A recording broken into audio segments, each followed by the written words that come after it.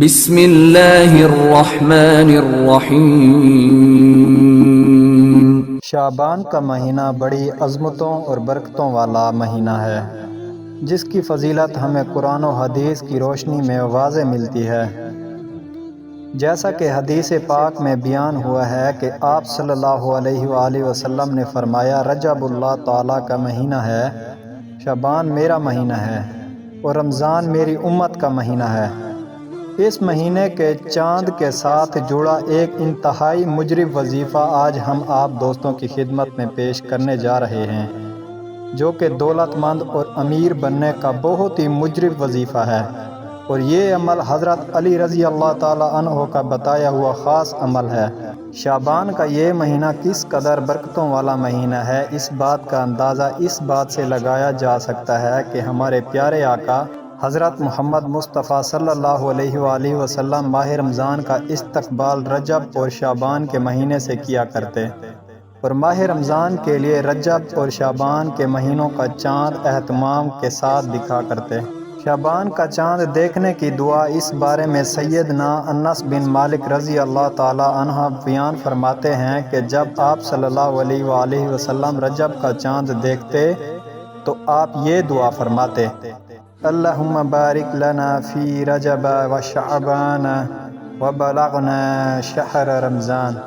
اے اللہ، رجب اور شعبان کے مہینوں کو ہمارے لیے باعث برکت بنا دے اور رمضان کا مہینہ عطا فرما دے۔ یہی وجہ ہے کہ اللہ تعالیٰ نے اپنے محبوب اور ہمارے آقا صلی اللہ علیہ وآلہ وسلم کی دعا کے طفیل رجب اور شعبان کے مہینوں کے ساتھ بہت سی خیروں کو جوڑا ہے۔ رمضان کے مہینے کے ساتھ ساتھ ان مہینوں میں بھی اللہ کی خاص رحمتیں اور برکتیں انسانوں پر اترتی ہیں، جس کی وجہ سے اللہ تعالیٰ اپنے بندوں کے گناہوں کو معاف فرما دیتے ہیں۔ رسول اکرم صلی اللہ علیہ وسلم خود رمضان کے لیے شعبان کا چاند دیکھنے اور شعبان کی تاریخ معلوم کرنے کا اہتمام فرماتے تھے۔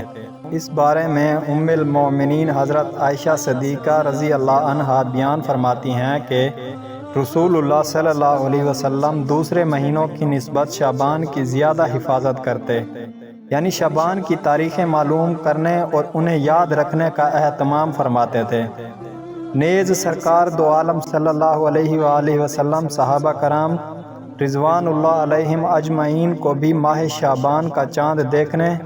شعبان کی تاریخیں معلوم کرنے اور انہیں یاد رکھنے کا اہتمام کرنے کی ہدایت فرمایا کرتے تھے۔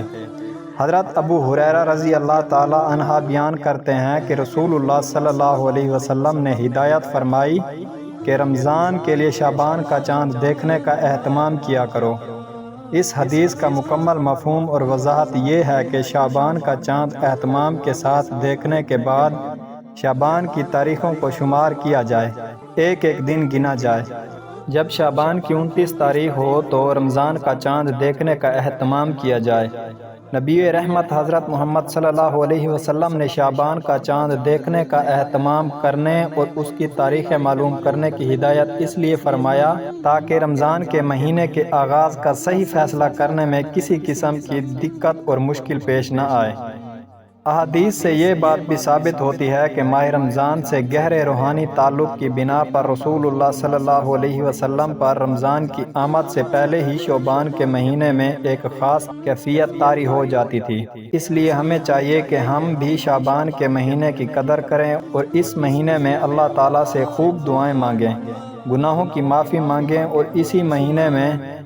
رمضان کی تیاریاں شروع کریں۔